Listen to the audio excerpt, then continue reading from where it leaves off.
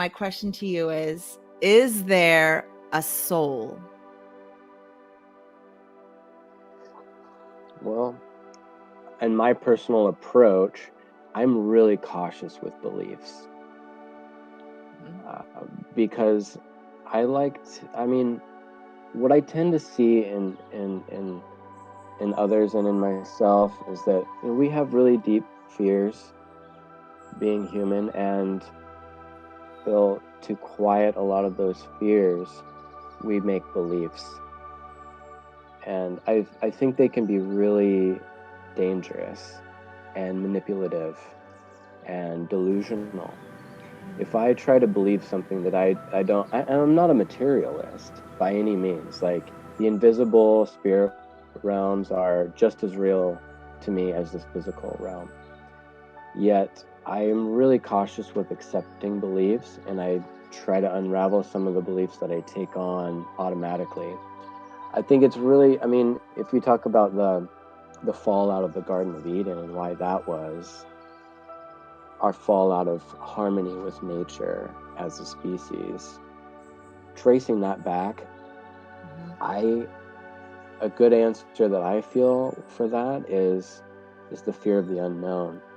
And when we have the fear of the unknown, we try to pretend like we know something. And then so we create beliefs, and then that feeds our actions. And I feel like that fear of the unknown, need to know, need to control,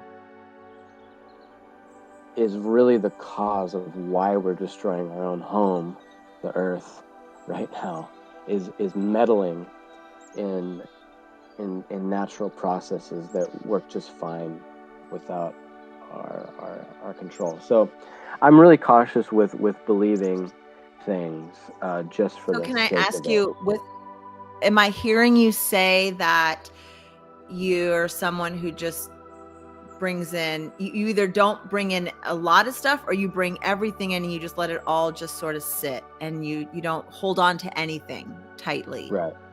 Yeah. The attachment to beliefs is the dangerous thing. I think it's fun for intellectual entertainment.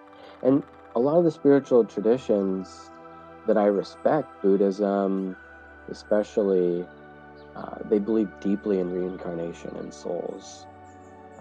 It's very real to them. I have no direct experience with that, so I just can't speak to it. I don't feel like I can speak to it. On one sense, I do believe that there are souls, and I can feel in myself, been here before. There's this knowing within me. That had to have come from lifetimes of experience. Yeah, I think there might be another way of explaining why that is. If we're open to that. If we didn't have a society or a culture that even presented the idea of a soul or an afterlife, if we never even had that concept entered into our minds, would we still think that? Maybe there's another way of explaining it, as there's this field of energy, that the implicit order of things, just a non-physical energy field that all of manifestations come from, tend to manifest from, that energy that energy in a field slowing down and accumulating into matter. So that's why we have matter. And being connected into that energy field may be how we tap into that inner knowing that makes it feel like I've been here before, that I have this particular collection of energy that is me, that floats around and chooses to inhabit bodies. Maybe that's the case, or maybe we're connected to some kind of field, that 0 point field that they're talking about. So do you think that, let's just say a soul, I'm just using that word loosely, are you saying it could just be like an essence of you, a consciousness, and is there a collectiveness of you, Paul, in this life? like something that's going to move on to something else when you stop breathing? Do you believe that there's something, some essence, knowingness? I don't even know what word you might use. In this life, there's definitely a collection of something that is me, as far as I can claim. I think I would say that I believe that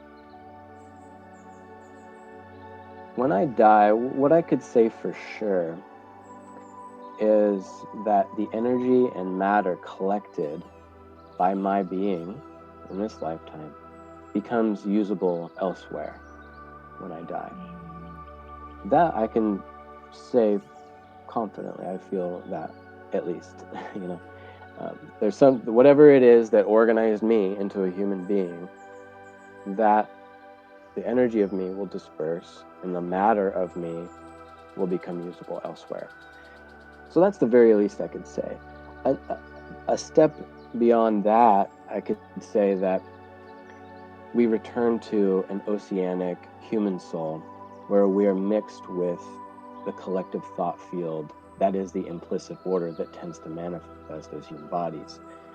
I would believe that this thought field flows through each human, and this would be a reason for why we are all subject to the same array of human emotions and inner experiences. And the difference between humans as we manifest are in the nature, nurture, genetics, astrology, upbringing, glandular dominances, diet, lifestyle choices, and all that. But I may believe that all humans come from and return to the same oceanic human soul. That's really beautiful.